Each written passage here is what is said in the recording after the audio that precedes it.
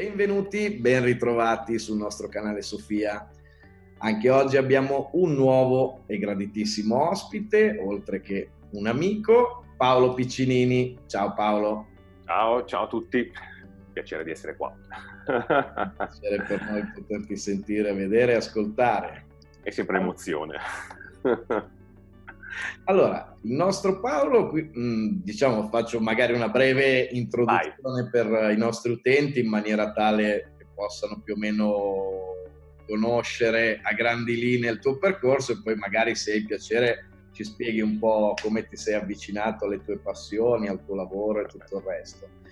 Quindi Paolo, come si vedrà anche dal titolo, si occupa e ha questa passione per il teatro e quindi è un attore, oltre che essere un educatore di professione, e questo è il motivo per cui gli metteremo l'etichetta di educatore.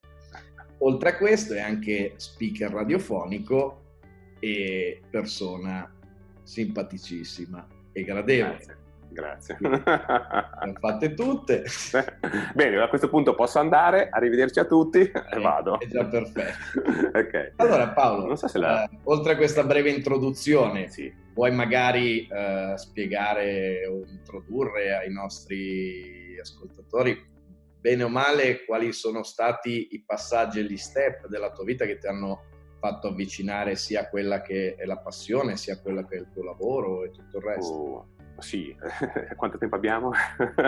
No, sì, guarda, parto già con una citazione perché il tutto nasce quando mi sono accorto di una grande regia, in qualche modo, no? della propria vita, e consiglio a tutti, tra l'altro, anche se avete voglia un tempo, di scrivere quello che è un po' il percorso della propria vita, che poi molte volte in psicanalisi si fa, no? Questa cosa. Mi sono accorto che, per esempio, la regia teatrale / di educatore è sempre stata presente, che io volessi o no, il destino mi portava sempre lì, e l'ho scoperto una volta grazie al grande Giorgio Cerquetti, che mi fece scrivere un articolo sul teatro in un panico totale anni fa, e vabbè, io racconto la mia vita di teatro, e quando l'ho scritta sono rimasto basito, perché ho detto ma era sempre presente, no? Perché io mi sono approcciato, scusate, al teatro un'età tra virgolette tarda, nel senso di 35, 36, 37 anni, insomma quel periodo lì, però in realtà io ho iniziato dai 7-14 anni facendo la comparsa alla Scala di Milano. Quindi io ho avuto no, però sono quelle cose che tu cancelli, dici non c'entra niente col teatro, poi quando le rimetti insieme dici ma come? E pensa che quando sei così piccolo e ti diverti, e per quello che poi io consiglio sempre a tutti i bambini di fare teatro, e prono sempre che le scuole, meno male gli ultimi anni c'è, di portare teatro nelle scuole, perché per i bambini è qualcosa che veramente aiuta, apre, diverte, riescono a colloquiare meglio con gli altri suoi compagni, insomma tirano fuori la loro creatività. In quei 7 anni di Teatro alla Scala io ho conosciuto i più grandi, no, del teatro, cioè da Carla Facci, Placido Domingo, Zeffirelli, ma per me erano persone assolutamente... robe di second'ordine, robe... cioè la Scala, più i più grandi... Sì, ma per me il paradosso è che per me che ero piccolino, io li vedevo che facevano le cose, per me erano assolutamente insignificanti, nel senso di dire, erano persone come poteva essere mia madre, mio zio, un amico, no, normalissimo. E dopo che dici, col senno di poi quando diventi adulto dici, forse ho avuto il piacere di lavorare e essere accanto di... Quindi sì, nasce tutto da lì. E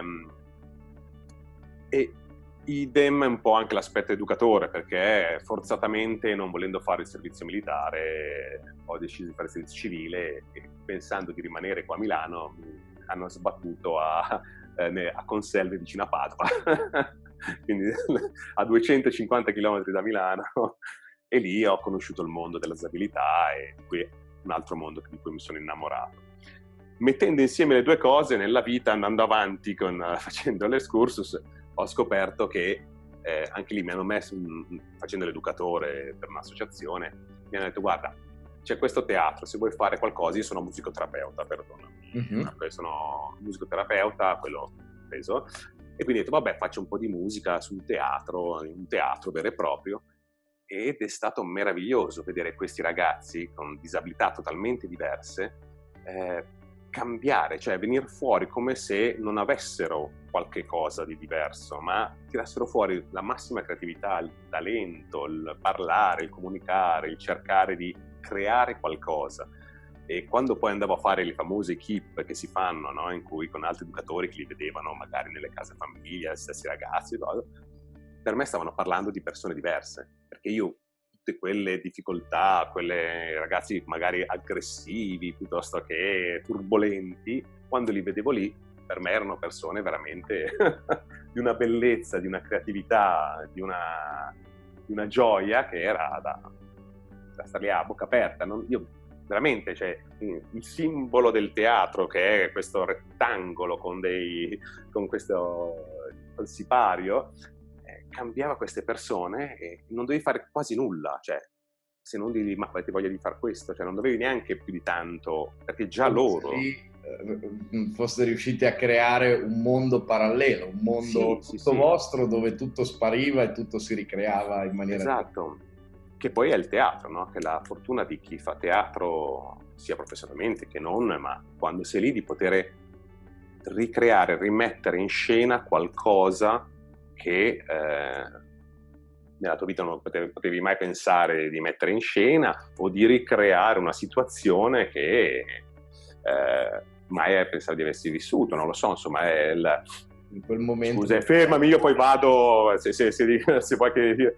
Però adesso mi aggancio in mente, di fatto una scuola di teatro molto particolare che è Comteatro di Corsico a Milano, con Claudio Orlandini, cui saluto, ringrazio veramente di aver fatto questa scuola, perché è come un teatro terapia, e lì la capacità dello staff e di quell'uomo di dire sì te stesso, cioè mettere in scena qualcosa di te lì dentro, no? E quindi la possibilità di mettere lì qualcosa che magari tu non pensavi di poter vivere di te stesso, o non pensavi che quell'aggressività, quel mal di testa, quella situazione, no, potessi metterla dentro in un personaggio, in una situazione teatrale, no? Perché tendenzialmente il teatro, diciamo, che viene dai grandi attori teatrali, che diciamo quello un po' più commerciale, è la famosa recitazione, no? Cioè io recito, ho il testo, recito, quindi io, Paolo Piccinini, non c'entro più niente, sono il personaggio X, Amleto o via discorrendo, e devo essere quello. Invece la bellezza di scoprire un altro tipo di teatro, che poi arriva un po' da Grotowski, insomma, la vecchia, è di no, Paolo Piccinini non può prescindere da Amleto. Quindi l'Amleto, se lo fa Paolo Piccinini e ha mal di testa, Amleto avrà mal di testa, capito? Cioè non puoi prescindere da questa roba, da te stesso, perché sei tu che porti il cuore, l'anima di quel personaggio, altrimenti la gente lo sente, cioè, e si sente la differenza, Cioè si sente quando uno sta recitando Amleto ma c'ha il mal di testa e fa finta di non avercelo, e quando uno invece in qualche modo fa l'Amleto dichiarando di avere mal di testa, no? Quindi anche senza dirlo. È quasi un ribaltamento dove più che Piccinini somigliare ad Amleto, è Amleto che deve pigliarsi anche una parte di Piccinini. Esatto. E poi la bellezza anche... la bellezza, io divago, scusate, ma veramente, come potete, ma molti mi dicono, quando parli del teatro o delle ragazze disabili si sente l'amore che hai per questa, ed è proprio così, un innamoramento, no? E io per esempio, con tutto il rispetto, per esempio mi è capitato di fare Fassbinder, di fare dei pezzi di opera di Fassbinder dove c'è l'omosessualità. Io sono eterosessuale, quindi l'approccio in quel momento è stato veramente difficile. Dicevo, oddio, e mo che succede? No?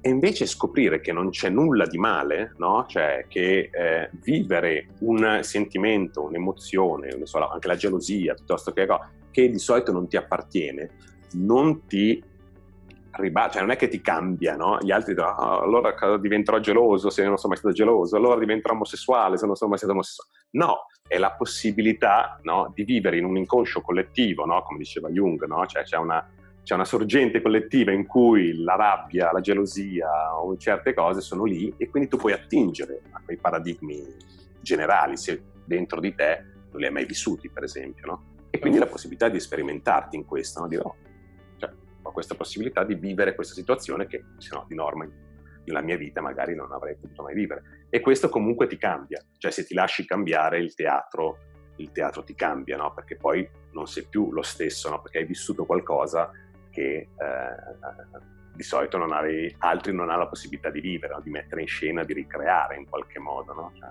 va bene fermo. Penso aggiungessi sempre un pezzettino in più, diciamo. Sì, ti arricchisci e ovviamente poi davanti sto facendo gli step vari e io poi mi sono avvicinato per tutta una serie di motivi casuali a dire vabbè, faccio il teatro dopo una chiusura di una relazione molto lunga. Cosa si fa? Vado a fare teatro, che si cucca le ragazze, che si conoscono nuove. E da lì invece in realtà ancora una volta la regia dall'alto mi ha fatto scoprire quello che dicevo appunto tramite una scuola teatrale molto più normale, diciamo, non come teatro, che era più specifica, scoprire la bellezza del teatro, le possibilità del teatro e quindi dire ok, ho la possibilità grazie al teatro di conoscermi meglio. Non so se diventare un uomo migliore, non lo so, però comunque conoscermi meglio, capire meglio anche gli altri, no? Quindi... E da lì aprire a quell'altra scuola un po' più com teatro, quindi un po' più terapeutica, un po' più cose, e grazie poi a com teatro, quindi a Claudio che mi ha fatto scoprire che il teatro è molto anche simbolo, no? Cioè simbologia, andare poi a conoscere il nostro amico comune Carpeoro, appunto, che andai a bussare dopo 1 anno e mezzo di com teatro dicendogli scusi, ma secondo me il teatro è simbolo. Secondo lei cosa ne pensa? E lui mi disse vieni subito a pranzo da me che ne parliamo. E quindi lì si apre. Facile, diciamo. Però ti assicuro, Marco, che da lì, poi vabbè, grazie anche al percorso e agli studi, piccoli studi che faccio io, che col tempo che ho, insomma, di studiare l'aspetto simbolico, però quando sono andato a vedere spettacoli teatrali, chi metteva in scena il teatro, lo spettacolo, perdonami, e aveva una conoscenza, diciamo così, esoterica, simbolica, allora io è come se qualcosa mi tirasse, no? Cioè come da qua. Quando non c'era questa cosa, anche se il testo, lo spettacolo teatrale era altamente simbolico, io lo sentivo vuoto. Quindi ancora una volta l'importanza che non è sufficiente il testo simbolico per far vivere il simbolo, no? Anche in teatro, ma è necessario che la persona sia cosciente, cioè deve essere lui attivo per attivare quella cosa. E niente, faccio se vedo che non parli vado avanti. Sempre rimasto affascinato anche solo dal sentirti parlare, vabbè, mia deviazione personale adesso dal percorso, ma perché tante volte, diciamo, magari nell'apparenza o quando uno si presenta sui social, nei media, sembrano tutti le migliori persone del mondo, poi le conosci e diciamo vengono fuori molte lacune. Invece devo dire che lo dico più che altro a chi ci ascolta, diciamo, Paolo sempre da subito sono riuscito a percepirlo come una persona bella, una persona buona, una persona di cui potersi fidare. Adesso non so come spiegare bene. Grazie. E probabilmente c'entra anche tanto, vabbè, sicuramente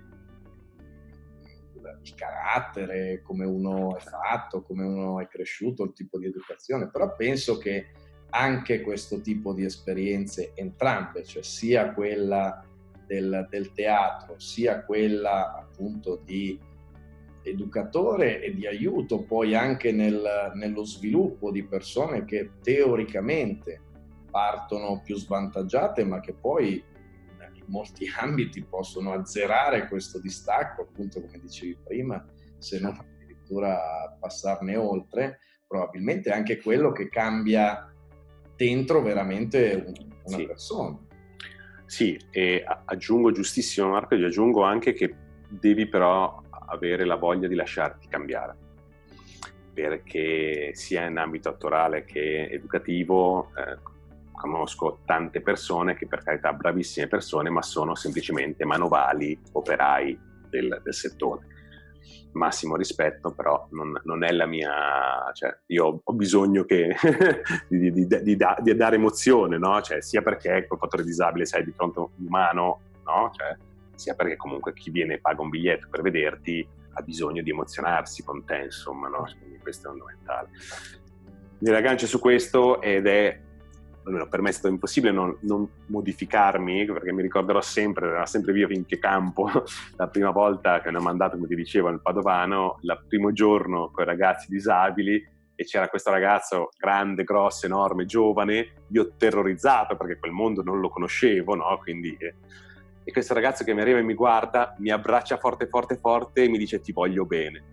Io credo che volevo morire lì all'istante, cioè chi è quella persona che così, senza conoscerti, ti abbraccia, comunque ti regala il suo amore, il suo affetto. Infatti poi le varie persone che erano lì mi hanno detto ma si vedevano tanto meglio che eri imbarazzatissimo. Poi da lì chiaramente si impara e adesso sono io che vado da loro per primi quando li vedo. In quel momento di leggerti dentro, di leggerti molto meglio di una persona che definiremmo invece normale. Per quello che dicevo, teoricamente disabile o teoricamente con delle difficoltà, perché poi certo, dei punti di vista. Sì, che poi scusatemi, diversamente le cose, poi ognuno ha altre definizioni. Io mi permetto di dare questa definizione perché da quando avevo 20 anni, ne ho 46, che ci lavoro in questo settore, per cui mi permetto di essere un po', a volte un po' più crudo, un po' più duro, ma perché sono con cognizione di causa. Il tuo reale rispetto, più che formale, come c'è tante volte, è solo formale, non reale. Penso che il rispetto reale che c'è è quasi l'ammirazione che hai verso tutto questo mondo, penso che sia percepibile anche al di fuori dello schermo. Diciamo. Vero. E insomma, e quindi comunque continuando sto cammino, io ho detto vabbè, faccio il teatro per crescere me stesso, per migliorare me stesso, finché appunto insieme poi a Ilaria Sacca e Luca Gibertini, e prima con noi c'era anche Viola Mirmina, che poi ci ha lasciato per fare un percorso suo. Insomma, abbiamo aperto una compagnia teatrale e adesso lo facciamo professionalmente anche questo, ma giuro che tutto avrei detto meno che nella mia vita. Cioè, se a 20 anni mi detto guarda che un giorno finirai sui palchi a fare spettacoli o in giro per le strade a fare spettacoli, mai l'avrei detto, ma mai. Cioè, men che meno speaker radiofonico finendo a Radio Lombardia o a RTL con medaglie, men che meno quello. Però sono le cose più belle, le inaspettate sono le cose più belle. E ancora una volta mi permetto, il teatro in questo, il grande insegnamento è lasciati sorprendere, perché fare la classica azione attorale dalla sedia al tavolo, ne so, dalla sedia alla porta, che tu sai che devi andare lì perché devi aprire, far entrare l'altro attore, meno male tutte le scuole prima o poi te lo insegnano, come camminare, essere meno impacciato, ma lasciarti sorprendere che cosa può accadere a quella sedia, a quella porta, e come puoi aprire quella porta e come può sorprenderti il tuo collega che sta entrando dentro, ecco, quello sono pochi che te lo insegnano. E quindi è lasciarti sorprendere, no? Cioè, da quello che arriva e non paralizzarti. Quello poi, come dicevi prima, utilizzare quel potente strumento che alla fine è il teatro, la recitazione, o che lasciandosi proprio cambiare dall'interno. Cioè, come dicevi tu, non è detto che a parità basti solo lo strumento, no. Se non si è disposti a fare il passaggio che credo sia quello più difficile di tutti, perché tutti vogliamo cambiare gli altri, sappiamo 1000 cose che vorremmo cambiare immediatamente. È molto più difficile, paradossalmente è più facile cambiare il mondo che non cambiare se stessi. È vero. C'è sempre questa cosa di il cattivo altro, no? Puntare il dito o il buono altro e noi non considerarci. Invece abbiamo un'energia, cioè, ma anche senza andare all'aspetto spirituale, voglio dire, ma anche quando c'è arti marziali, no? Me le insegnavano, no? C'è un'energia che si va a contatto, no? Cioè, quando ho fatto io sono un master PNL, no? E un coach, anche se poi ho abbandonato la carriera da coach, però il buon Bandler mi fermò il master di coach. Dopo scopro di scritto. Okay. E lì te lo insegnavano, no? Cioè, come nei primi 10 secondi solo la tua presenza, il tuo sguardo, come ti poni, cambi l'altro, o l'altro cambia te, no? Quello non è il parlato, la cosa, cioè è la propria tua presenza, il tuo carisma, come viene chiamato molte volte, l'energia, no? Cioè, però lo sentiamo, possiamo far finta di niente, ma lo sentiamo in molte persone. Rimaniamo lì a bocca aperta, che non sai perché la persona ci affascina, no? Quindi, però lo percepisci immediatamente. Sì, c'è una parte di te che percepisce quella vocina dentro che spesso non ascoltiamo, ma che invece è fondamentale. Comunque sì, insomma, abbiamo aperto per la compagnia Spazio Qua, dove poi ci siamo conosciuti io e te, insomma, e adesso abbiamo anche un'associazione culturale dove cerchiamo di, al di là del teatro, di far vivere culturalmente quello spazio, apolitico, apartitico, religioso, davanti a tutto. Ed è a Milano, tra l'altro. Ed è a Milano, via A Solari. Proprio su questo, quindi... guarda, mi hai fatto pensare una cosa, perché adesso che si rifà un po' anche a quello che è lo spirito sul quale stiamo cercando di lavorare all'interno del gruppo Sofia e quant'altro, che è proprio quello di provare quantomeno a immaginare noi o a cambiare noi dal nostro interno per immaginare un mondo diverso. Certo. Però non volendo cambiare gli altri, ma facendo uno sforzo, anche conoscendo tante persone, parlando con tante persone, di avere un mondo più basato sulla collaborazione invece che sulla competizione. Quindi magari tanti sentendoti parlare o dire, ma lui ha un'associazione culturale, Spazio Qua, ma quindi adesso come fanno? Si fanno concorrenza, si fa... Ma sai che... È la cosa bella, cioè non è vero, non c'è questa concorrenza o questo bisogno necessariamente di... Non so se sfondi... si ricordo. No, sfondi una porta aperta, perché anche nell'ambito teatrale, quando noi abbiamo aperto l'associazione, ci siamo rimasti male in questo, perché vedevamo altre associazioni teatrali, i nostri colleghi, anche i nostri amici che abbiamo fatto la nostra scuola insieme, in cui c'era quasi la paura che togliessimo il lavoro, tra virgolette, o togliessimo, no? Ma se io vado in un posto, mi sono trovato bene, e la persona in quel posto comunque mi chiede se ho altre conoscenze, perché io non devo dire, guarda, c'è il mio amico Pinco Pallo che fa uno spettacolo bellissimo, io te lo consiglio, perché? Cioè, deve essere solo mio, voglio andarci solo io, no? Cioè, quindi noi siamo sempre andati inshallah, come diciamo sempre, no? Cioè, a noi hai voglia, cosa? Questo è lo spazio. Noi chiamiamo, diciamo, guarda, noi non possiamo andare, c'è questa cosa che stanno cercando uno spettacolo per bambini, per adulti, però noi non ce l'abbiamo.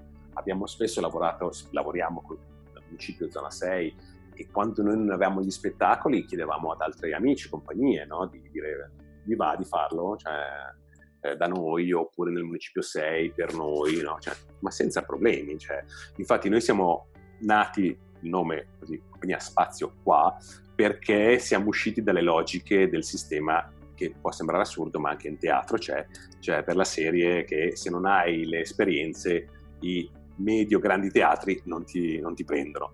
Ma come faccio a fare l'esperienza se tu... No? Cioè, il famoso cercasi apprendista con esperienza, no? Cioè, come fai? Non puoi. Cioè... Che non abbia più di 18 anni un giorno. Esatto. E da lì hanno detto, sai che c'è? Noi il teatro lo facciamo ovunque, e sul nostro canale YouTube, anche noi abbiamo un piccolo canale YouTube che poi ci serve solo per far vedere i trailer ai vari teatri o chi, no? Però abbiamo fatto dei mini spot in cui andavamo in giro per la zona del municipio 6, nei vari negozi, no? Dicendo, noi facciamo anche qua teatro, perché lo facciamo in strada, nei negozi, in casa, nel nostro spazio ovviamente, e poi dove ci chiamano, comunque posto, ci adattiamo e cerchiamo di modellarci su quello che è, perché secondo me il teatro si può fare ovunque, cioè non è necessario il palco. Una persona, mi sembra non troppo importante o poco nota, comunque diceva che comunque che nella vita di tutti i giorni sostanzialmente ognuno di noi porta una maschera, interpreta un ruolo, sì. E senza saperlo poi tra le altre cose, certo. Però quello è. Sì. Ma infatti il farlo per strada, che come dicevi tu, più che essere una cosa strana come appare agli altri, è farlo in una maniera cosciente, perché quantomeno uno lo fa in maniera volontaria. Sì. E niente, insomma, quindi e in questo poi anche il declinato per i bambini come educatore, cioè, devo dire che ringrazio anche il teatro, perché poi mi ha dato una possibilità nei momenti di impasse di muovermi o di trovare quell'aggancio per avere la fiducia dei bambini. E spesso e volentieri i bambini, cioè, mi dicono loro: dai, per favore, fai la persona seria, cioè, ci metti nei casini con la maestra, no? Sai quante volte ho dovuto chiedere scusa alla maestra? No, è colpa mia se stanno facendo le perché sono io che li ho provocati da bambino, perché poi ti viene normale, fai il bambino, ti viene anche tu di fare il bambino, insomma. Quindi, in merito, e sono sicuro che ne avrai a centinaia se non a migliaia, oltre a quel bellissimo ricordo che hai già citato precedentemente, un'esperienza, un ricordo, una giornata, uno spettacolo che ti è rimasto particolarmente impresso nella memoria, o per questione tua personale o perché appunto c'erano coinvolte altre persone che ti hanno colpito? Ok, sto già per mettermi a piangere, sì, va bene. Aspetta che respiro. Un momento, ci vuole. Sì, sicuramente è stato il momento in cui ho avuto il piacere, l'onore di fare questo spettacolo a Comteatro. Comteatro fa questa modalità in cui ti considera attore. Lavoro sul fatto che anche se tu non vuoi fare l'attore, tu sei un attore, a prescindere, perché la tua persona comunque ha un valore e quindi comunque tu hai da trasmettere qualcosa. Quindi chi vuole andare a vedere i saggi di Comteatro sia ad aprile che a giugno sono veri e propri, dici ma a volte c'è veramente poca differenza tra uno spettacolo fatto attoralmente in cui vai a pagare 30-40 euro e in cui invece vai gratuitamente a vedere un saggio. E quell'anno fu il saggio, lo prepari tu il Comteatro lo prepari in un mese, velocemente. Il tema era Pinocchio e potevi declinarlo come volevi. Quell'anno lì fu l'anno in cui io conobbi Ilaria, che è la mia sorellina ormai d'animo, in cui siamo cresciuti insieme, e ringrazio infinitamente quello spettacolo. Non sto lì nei dettagli perché poi, come dici sempre, da un grande dolore nasce poi una grande cosa, sempre qualcosa, e in effetti poi a causa di una situazione che non sto lì nel dettaglio ci ha portato a lavorare insieme in quello spettacolo e non essere in tre come dovevamo essere, e lì aprirmi un mondo perché lì poi è nata tutta l'amicizia con Ilaria, che poi abbiamo aperto insieme Compagnia Spazio Qua, e non solo quello, ovviamente poi avere una persona come proprio una sorella vera e propria, in cui crescere, in cui confrontarsi, in cui poter sapere di appoggiarsi se ho bisogno, e idem d'altra parte per entrambi. E la scoperta anche di Pinocchio, come diciamo prima, la simbologia, sappiamo molto bene di Pinocchio, il buon Collodi, tutta la simbologia sopra, e di scoprire che appunto anche lì la messa in scena di estrapolando il concetto dei genitori che vogliono un figlio perfetto, avendo invece Pinocchio che è imperfetto, scoprire cosa vuol dire, no? E oltre ad aver emozionato me, Ilaria, che ti lo faccio breve, questo so che è paradossale, però è venuta fuori così. Lo spettacolo è nato che io e Ilaria facciamo i trapezzisti, quelli che camminano sul filo, perdonami, ogni tanto i vuoti, bravissimo, ok, ogni tanto i vuoti di memoria. Sbagliato, attaccano me, abbiamo risolto. L'acrobati, avevamo studiato molto Petit Philippe, quello che ha fatto la passata sulle Torri Gemelle, ti ricordi? Non so se mai. Quindi attraverso gli acrobati, genitori acrobati, equilibristi e acrobati che si aspettano un figlio perfetto con il libretto di istruzioni, come funziona, e poi nasce Pinocchio, no? Quindi un pezzo di legno. E lì poi la scoperta di essere, comunque non è vero che bisogna la perfezione, ma che anche sbagliare è anche questa perfezione, no? Cioè se poi ti accorgi di aver fatto questo errore. Tutto questo in 10 minuti di spettacolo, perché sono i corti teatrali. E quindi puoi capire l'apertura di quel mondo lì. Ovviamente poi anche l'apertura. Quindi proprio leggera. Sì. L'abbiamo portato anche, è stato molto bello, perché l'abbiamo anche portato in concorso a Roma, e dove anche lì scopri un mondo dove a Roma, per esempio, il teatro, sai che si dice sempre a Milano fai teatro, a Roma fai cinema. E in effetti è vero, perché quando tu fai portare il teatro già a Roma, almeno in quell'occasione che ho vissuto io, in quelle cose, tu vedevi gli spettacoli teatrali fatti benissimo, perfetti, ma che sembravano film. E uno dei giurati diceva sì, perché noi poi da queste ispezioni teatrali che i ragazzi inventano, creano, mettono insieme, ci pensiamo e ci mettiamo su un film, no? Quindi proprio il teatro nasce in funzione sempre del film. E quindi è proprio vera questa cosa, no? Io avevo un collega amico che pensa che quando ho fatto la prima scuola teatrale, quindi lui aveva 20 anni, 21, che veniva da Pistoia, questa scuola qua di teatro che lui aveva fatto insieme a me, era una volta alla settimana. Lui andava avanti e indietro da Pistoia per quella volta alla settimana perché l'accademia non l'aveva preso in quell'anno. E lui dice, io vengo da Pistoia perché se sul mio curriculum c'è scritto che ho fatto teatro a Milano, poi mi prendono. E questo si faceva avanti e indietro. Adesso se te ti fossi ricordato di scrivere che avevi recitato per anni alla Scala insieme a... Cioè, praticamente a 15 anni avresti già avuto un curriculum. Esatto. Nessuno avrebbe potuto rifiutarti. È vero. Ma io, Paolo, se posso, vorrei approfittare ancora un'ultima volta. Vai, quello che vuoi. Una domanda. Certo.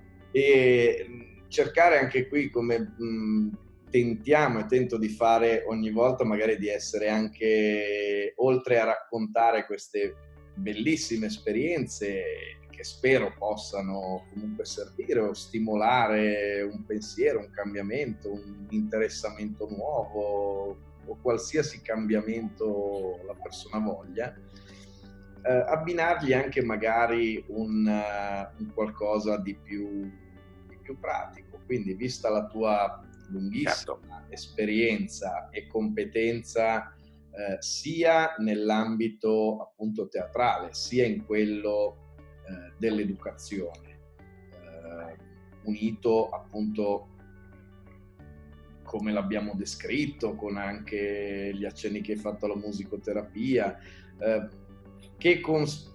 dei consigli base, diciamo, come consiglio base, che consiglio potremmo dare a una persona che magari ha sempre nutrito un interesse per il teatro ma non ha mai avuto il coraggio, piuttosto che sentendo te, gli è scattata quella scintilla?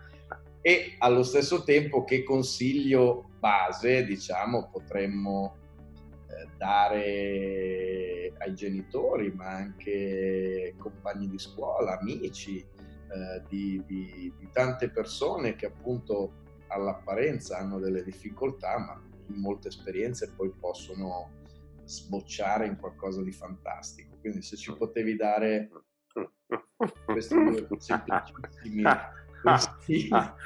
la serie, grazie, è stato bello, arrivederci a tutti, possiamo andare. O come dice qualcuno, se puoi farci questi due brevi accenni sull'universo.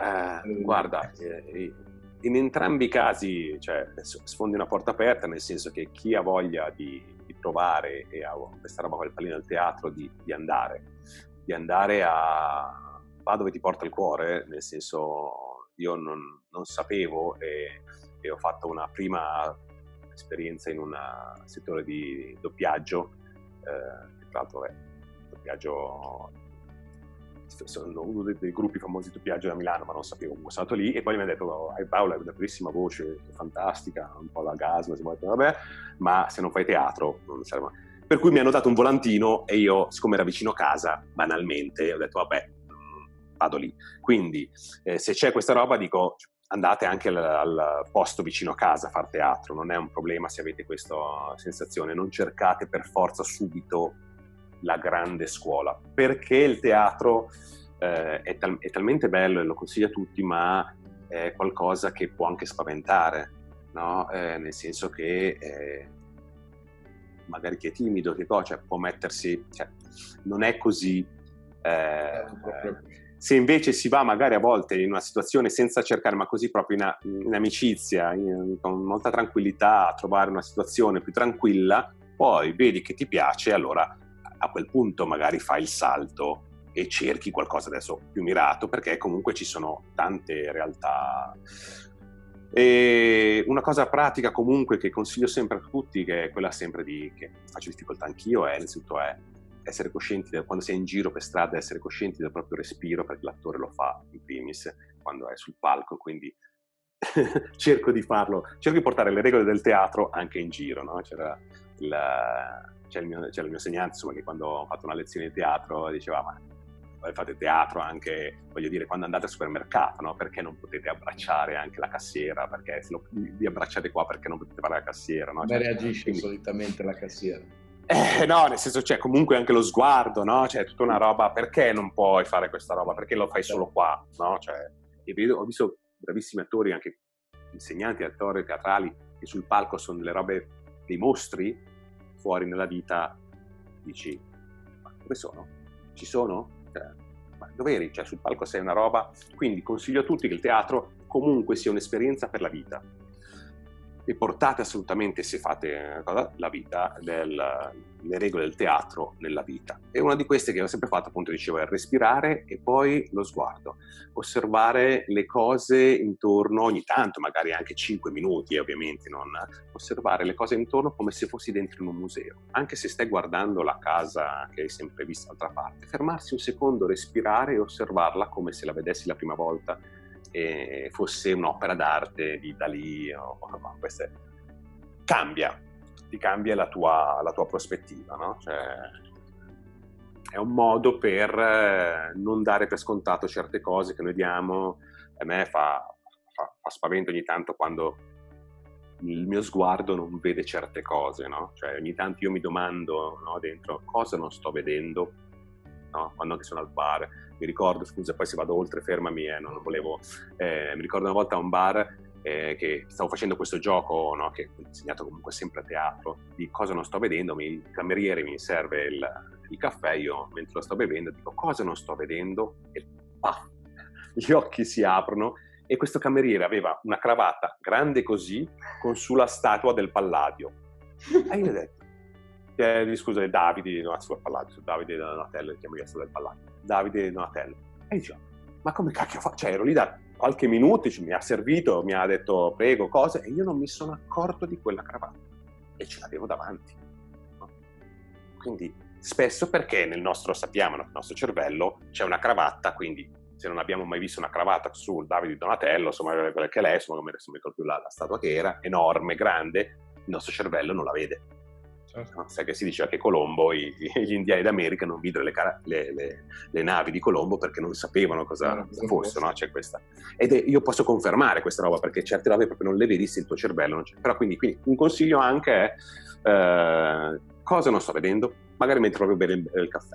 Per quanto riguarda le famiglie, persone disabili, è appoggiarsi assolutamente a quello che sono comunque io lavoro per cooperative, per istituzioni pubbliche, non aver paura, appoggiarsi, perché ci sono persone valide in questo che aiutano e possono veramente essere di sostegno, e dare, lo so che è difficile, però dare un po' spazio alla creatività del bambino, a dare fiducia a quello che anche il bambino ha voglia di esprimere, di fare, lo so, magari per prima dire fortunatamente mia madre mi ha sempre detto vuoi fare questo? Vabbè, falla, poi dopo se non ho più voglia faccio un'altra roba.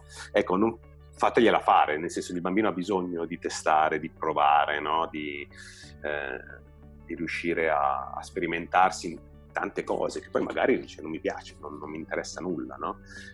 E dall'altra però non obbligarle, perché attenzione, rispetto a quando ero giovane io, adesso c'è anche la tendenza di molti genitori a fare il contrario.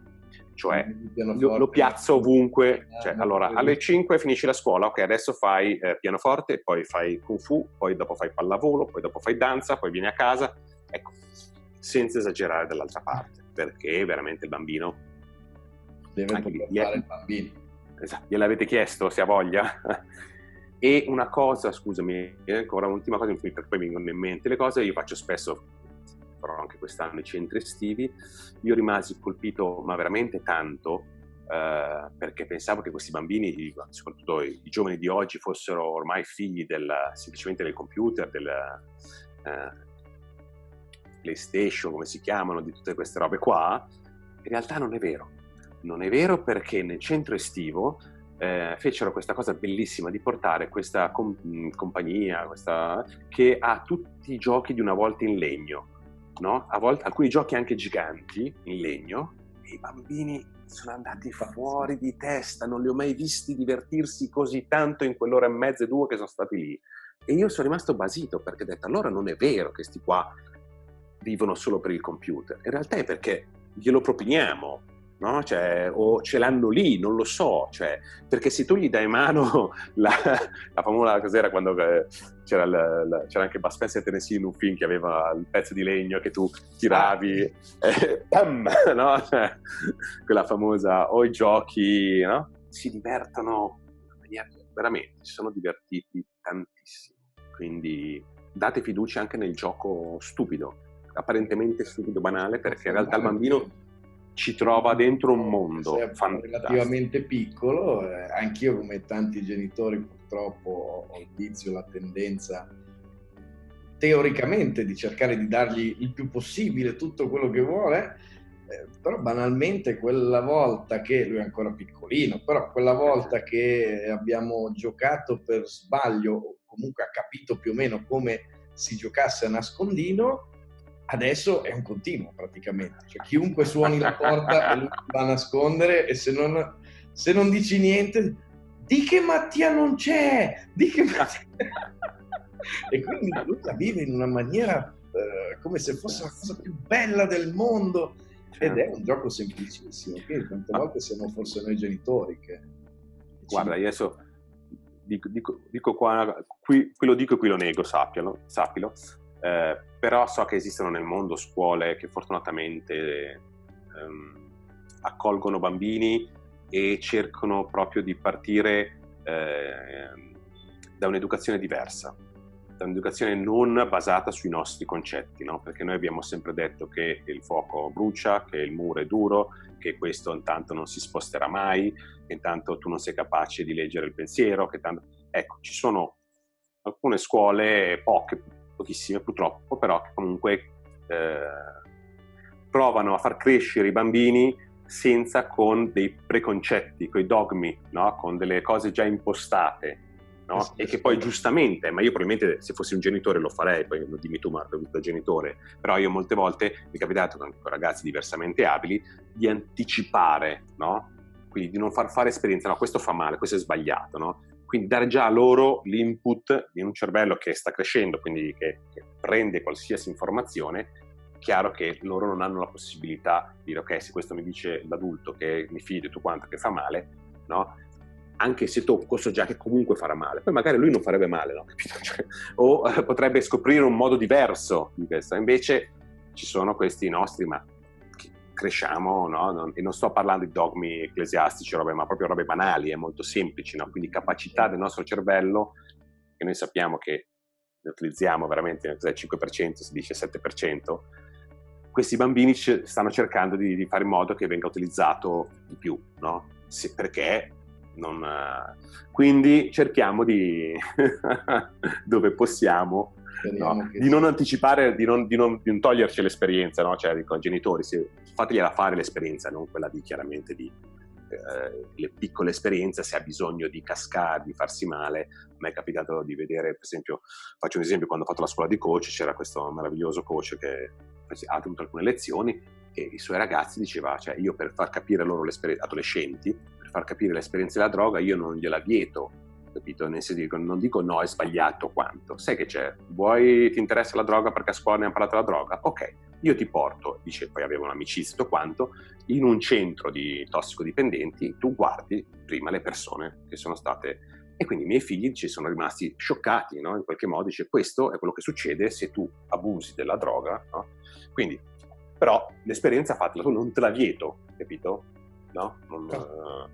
È un po' quello che c'era un Paolo Rossi sulla testa ai tempi non sospetti, in cui sempre l'ambito della droga, in cui c'era la famosa campagna La droga ti spegne, e lui diceva, sì, giustissimo, però ancora una volta ci togliamo un pezzo, perché altrimenti non si capisce perché queste persone, no, si drogano, no? Adesso facendo la droga, scusate, la droga prima ti accende e poi ti spegne, perché altrimenti, no, gli altri dicono sei un imbecille, no? Perché lo fai, sei un imbecille lo stesso, ci mancherebbe, però c'è una motivazione, quindi non omettiamo quella parte, diamo al bambino la possibilità che lui abbia tutto chiaro davanti, no? Anche perché forse è importante. Certo. Da quella non c'è neanche più bisogno di capire la restante. Certo, e ti dirò di più, hanno fatto anche esperimenti su bambini, questi per esempio gli americani, adesso non mi ricordo più in che tempo, in cui si volevano capire sull'alimentazione, perché noi pensiamo sempre che il bambino mangi le schifezze. In realtà non è vero, perché gli hanno dato lì l'hanno messo lì in una situazione di più giorni in cui potevano mangiare schifezze. I primi giorni si mangiavano schifezze, poi si sono autoregolati, cioè sapevano che ascoltavano il loro corpo che la schifezza gli faceva male, hanno cominciato dopo non mi ricordo più se 1 o 2 giorni a mangiare invece in maniera, a scegliere il cibo sano, capisci? Quindi siamo in grado, perché siamo ancora liberi, quindi il bambino è ancora in grado di scegliere, di sentire, di ascoltare se stesso, cosa che noi abbiamo perso, non è che non possiamo più fare. E quindi torna l'attore che ascolta, il teatro ti aiuta ad ascoltare. Noi adulti impariamo ad ascoltarti più noi stessi. Vabbè, dopo questo spot. Abbiamo fatto un finalone, quindi io proprio senza neanche salutare, perché ok, mettete mi piace sulla compagnia Spazio Qua su Facebook se volete. Scherzi a parte, appunto, ringrazio tantissimo te Paolo. No, grazie a te, per averci fatto compagnia ed averci raccontato anche tante esperienze tue personali bellissime. Io posso partire solo da questo, nel senso che credo che la cosa migliore sia quando anche facevo il coach, così, è partire da se stessi, cioè è inutile fare dei massimi sistemi. Poi posso dirti la frase di Charlie Chaplin, di Grotowski, tutto quello che vuoi, per carità, però poi la declino su quello che è la mia esperienza. Io l'ho vissuta e vi posso mandare queste esperienze. Non aborro da ex coach tutti quelli che fanno le grandi frasoni, le grandi cose, e poi non hanno mai provato nulla e non camminano le loro parole. Capito? Perché io da ex coach mi rendevo conto che magari prendevo anche bei soldini, tutto quanto, ma non camminavo le mie parole. E quindi a un certo punto ero vuoto. Come dicevano a scuola, quando uno era bravo nella teoria e poi deficitava nella pratica. Esatto. Bravo nell'orale e deficitava nello scritto. Esatto. Allora, io come dicevo, guarda, grazie mille, perché grazie a te, grazie a tutti voi. A me è sempre risultato utile ascoltare quante più persone possibili, soprattutto se erano persone come te, esperienze nuove, diverse, cose che non conoscevo, quindi è una cosa che mi è sempre piaciuta e spero possa piacere anche agli altri. Vi invito ovviamente, se vi fosse piaciuto questo contenuto, a cliccare mi piace, iscrivervi al canale. Riporterò poi come consueto, diciamo, nella descrizione anche quella che è la pagina Facebook, comunque i riferimenti sia di Paolo che di Spazio Qua, comunque di questa associazione teatrale, in modo che, hai visto mai, ci fosse qualcuno che fino adesso ha avuto quella tentazione, è rimasto timido, è rimasto... Ha voglia di vedere uno spettacolo, perché poi abbiamo anche una stagione teatrale, quindi che è piccola. Anche perché penso che ci sia anche molto bisogno di riscoprirlo come mondo sia attivo, ma anche come spettatori, cioè comunque certo. Il teatro è andato un po' come il cinema, anche è andato tutto il mondo che è andato piano piano sempre più spegnendosi, e forse soprattutto in un momento come questo potrebbe regalare forse ancora più di quello che dava abitualmente. Certo. E quindi ringrazio tutti e ringrazio tantissimo te Paolo. Spero grazie a te Marco, grazie all'Associazione Sofia e grazie a tutti voi. Grazie a te. Ciao a tutti. Ciao.